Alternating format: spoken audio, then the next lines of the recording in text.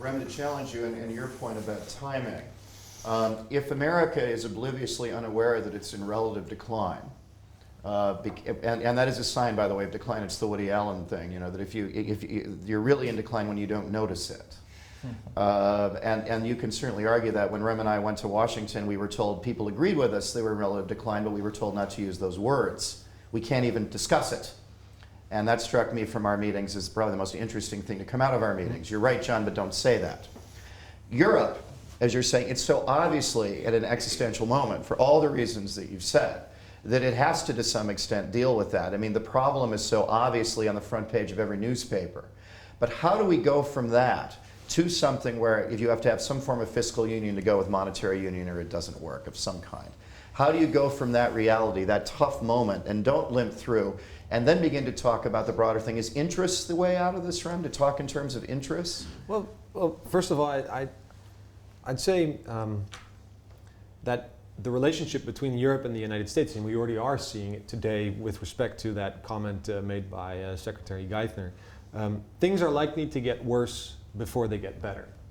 And that's a function of Europe being involved in its own crisis at the moment, and the United States, for all sorts of reasons, either avoiding the term decline, avoiding that reality which is being created around the United States, but also able to postpone some of the economic hardship that it is also going to have to reckon with. The sovereign debt issue in the United States is as profound and perhaps even more so than in Europe, but it does, for the reasons that you already mentioned, because of the reserve currency, it's still able to lend relatively cheaply on the international market, and so it's able to postpone that day of reckoning. Now, what that means is that Europe today is in a state of crisis, inward looking. The United States still expects Europe to play its role on the international level. And that's where the United States will continue to hear a reluctant Europe, potentially even a hard no. And that's to me a signal why it's likely to get worse before it gets better again. But there is a way out of it. And that's to your question.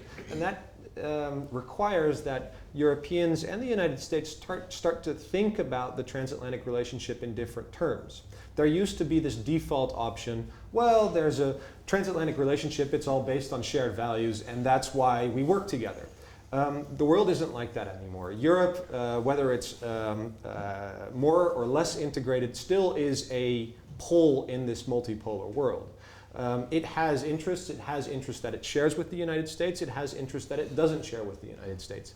I think we need to reframe or reinvent, so to speak, that transatlantic debate and talk more about these shared interests, rather than saying and being disgruntled, or as I mentioned in my first answer, being frustrated that there isn't a default transatlantic cooperation taking place, but actually coming forward with interest-based proposals as the basis for climbing out of this mess of collective action that Eric, you've been describing very eloquently.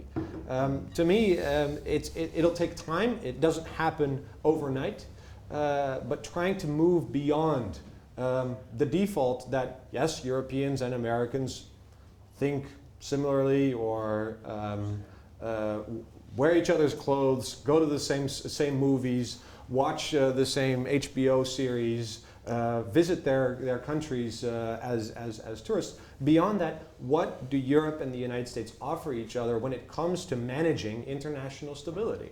And Thomas, isn't this to your point about this administration, and generationally we all know, when I was a kid going to St. Andrews, all the good students did European, transatlantic relations or international relations, the Kissingers, the Brzezinskis.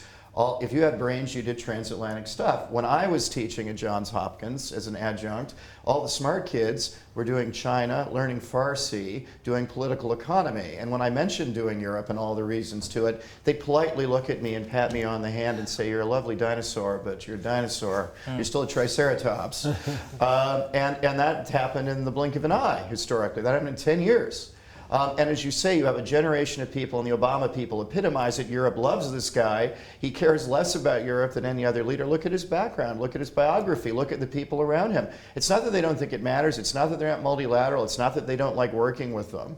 But he doesn't have the same inbuilt World War II view that somebody like George Herbert Walker Bush had, that Eisenhower certainly had, and that the default instinctive position is, I remember on 9/11, being there in Washington, the default position after the shock ended was get the Europeans on the phone. About my third reaction, and that was just because of my background. That's changing now. Is the way out of that, Thomas, what Rem's saying, to talk more about let's be businesslike, let's fill this up, because Americans are very about, we talk like hippies, but we act like gangsters. Yeah. If we talk about producing, then people will rediscover why this thing matters without us lecturing them about values. Is that right, or is there more to it than that? Well, I mean, Johnny, I couldn't have described the change of mindset in the US better than you did. Let me just throw out another anecdote. Obviously, Obama was the first president to describe himself as the first Pacific president of the United States.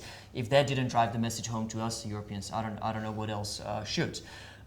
Look, if your question is, can we reinvent and rebuild the relationship the way it was 10 or 20 years ago, then the answer is, of course, no. Generational change is not something you simply patch up through statements or policy papers. The question should be, can we now adjust the relationship and our ambitions, our expectations, but also the way we relate to one another, so that it fits better our, frankly, looser, more hands-off relationship that we currently have.